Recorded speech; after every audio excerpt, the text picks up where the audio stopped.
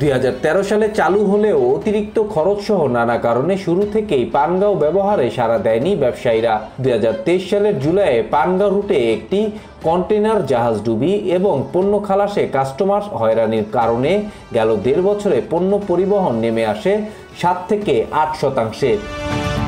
চট্টগ্রাম বন্দরের তথ্য অনুযায়ী 2023 সালে এই টার্মিনালে 1.5 শতাধিক জাহাজ ভেড়ে ও কন্টেইনার হ্যান্ডেলিং হয় প্রায় 3000 একক, অথচ 2024 সালে জাহাজ ভিড়েছে মাত্র 21টি আর কন্টেইনার হ্যান্ডেলিং হয়েছে মাত্র 2875 একক।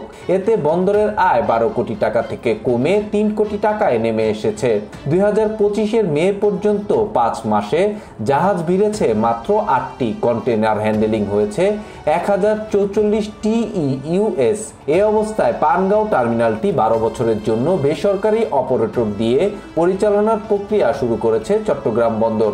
এক্সপ্রেশন অফ ইন্টারেস্টে যোগ্য বলে নির্বাচিত 3টি প্রতিষ্ঠানকে শীঘ্রই RFP ইস্যু করা হবে।